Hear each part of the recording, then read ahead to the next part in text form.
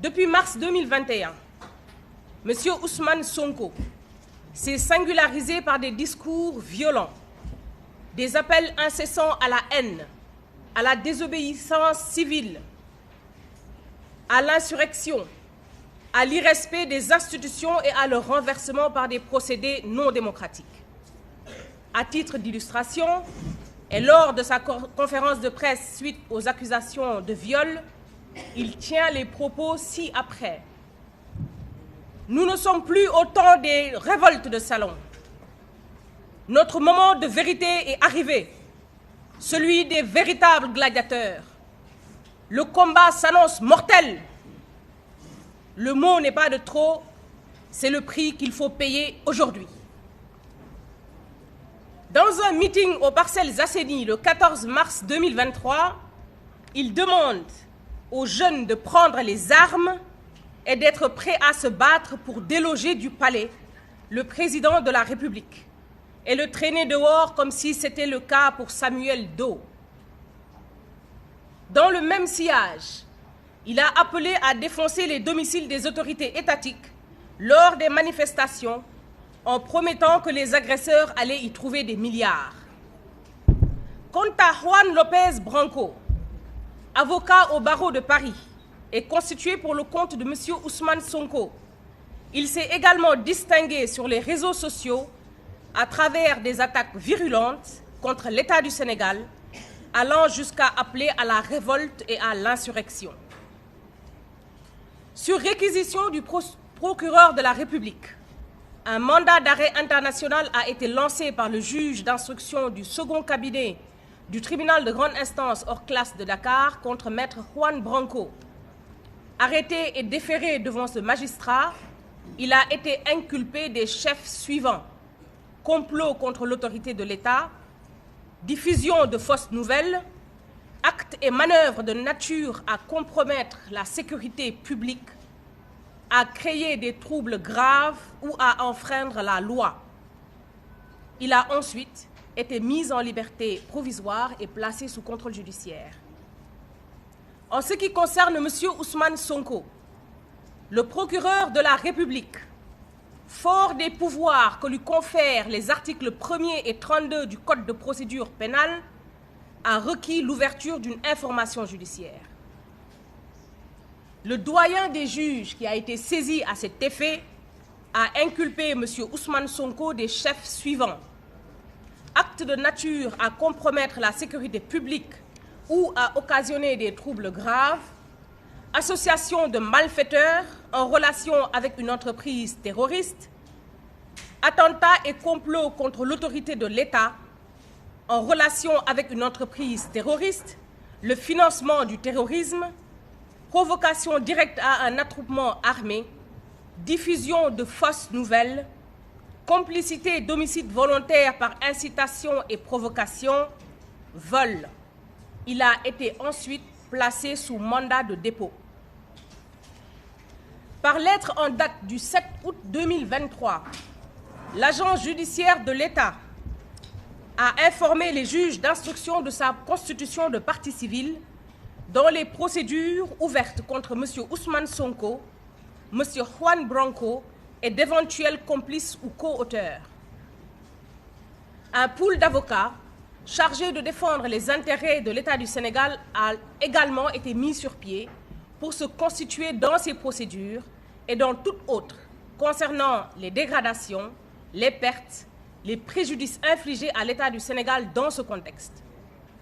Par ailleurs, il importe de préciser que l'État, contrairement au ministère public, qui a pour mission la poursuite des infractions pénales et l'exécution des condamnations, peut se constituer partie civile pour la réparation d'un préjudice qu'il aura subi du fait d'une infraction pénale. Cette constitution de partie civile de l'État trouve sa pertinence dans les dispositions de l'article 2 du Code de procédure pénale, selon lesquelles l'action civile en réparation du dommage causé par toute infraction appartient à tous ceux qui ont, personnellement, souffert du dommage directement causé par l'infraction. Il est à rappeler qu'au cours des différentes manifestations, des saccages et pillages des biens publics ont été la cible des casseurs. Ces biens, qui ont une forte valeur sociale, transport, alimentation, carburant, réseau électrique, distribution d'eau, ont été endommagés ou complètement détruits sur l'ensemble du territoire national. L'image de l'institution étatique a été chahutée, victimes et leurs familles traumatisées.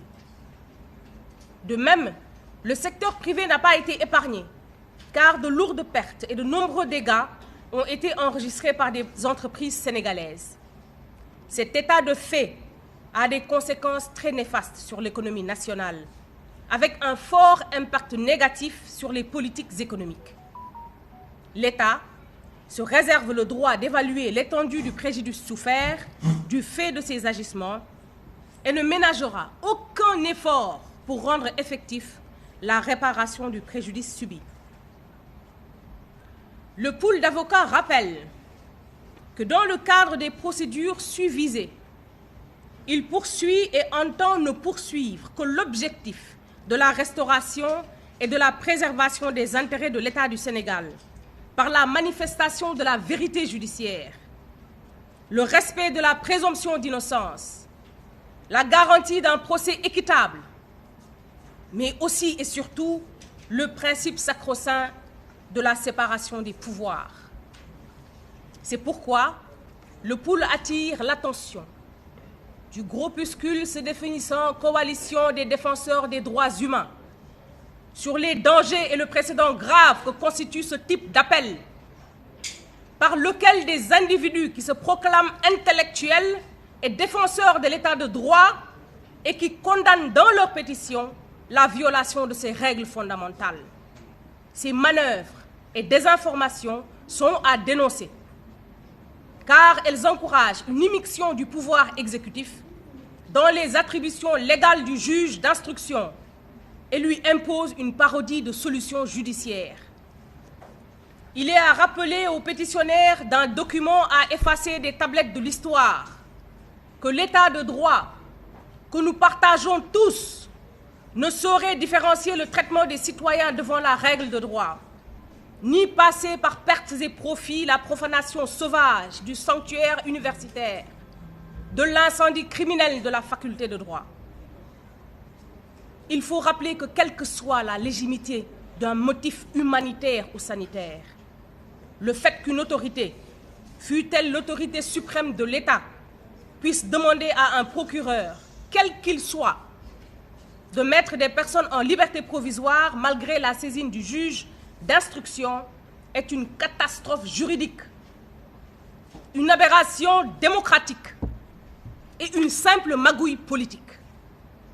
Le magistrat instructeur reste le seul garant des droits et libertés des personnes mises en cause jusqu'à la prise d'une ordonnance de règlement, sauf la vigie essentielle que constitue la présence rassurante et le ministère de l'avocat à toute étape de la procédure. En définitive, les conseils de l'État contribueront sans complaisance à la manifestation de la vérité. Il s'agit concrètement de se focaliser sur les aspects juridiques et judiciaires, de fond et de forme, à chaque fois qu'un point de droit sera dénaturé pour des raisons autres que la justice. L'État du Sénégal, dans sa mission de préservation des intérêts publics et privés, entend se défendre devant toutes les juridictions pour obtenir réparation des dommages et préjudices découlant de ces infractions et permettre la défense de toute victime de ces exactions et actes terroristes. Telle est l'économie, messieurs et mesdames, de la déclaration faite par le collectif des avocats de l'État, constitué aux côtés de l'agence judiciaire de l'État pour la défense des intérêts de l'État du Sénégal.